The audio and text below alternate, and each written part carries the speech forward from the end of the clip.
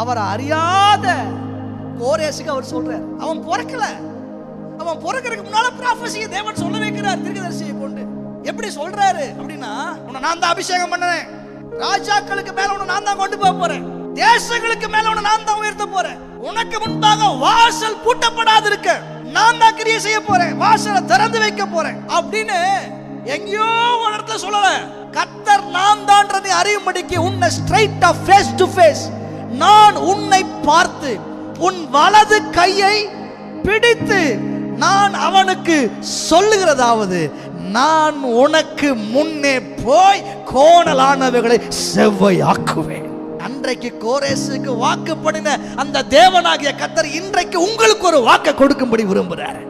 எங்கோ இல்ல, இன்றைக்கு உங்களை ஃபேஸ் டு ஃபேஸ் கர்த்தர் பார்த்து, உங்களை கண்ணுக்கு கண் பார்த்து, உங்க கையை பிடிச்சுக்கிட்டு ஆண்டவர் இன்றைக்கு உங்களோடு சொல்ல விரும்புற ஒரு வார்த்தை இருக்குன்னா, அப்பா உன்னை நான் தான் அபிஷேகம் பண்ணினேன், உனக்கு முன்னால வாசல் பூட்டப்படாது இருக்கும்படிக்கு நான் அதை திறக்க போகிறேன், நான் உனக்கு முன்னே போக போகிறேன், கோணலானவளை செவையாக்க போகிறேன்.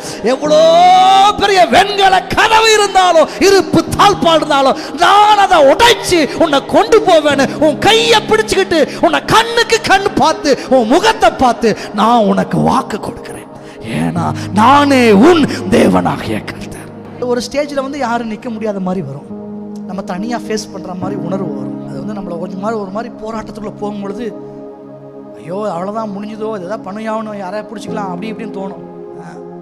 மரண இருளின் பள்ளத்தாக்கில் நடந்தாலும் நான் பயப்பட மாட்டேன். அதுக்கு ஒரே ஒரு காரணம், தேவரீர் என்னோடு கூட இருக்கிறீர். நீ இன்னைக்கு இருக்கிற கோணலை பார்த்து பயப்படாத.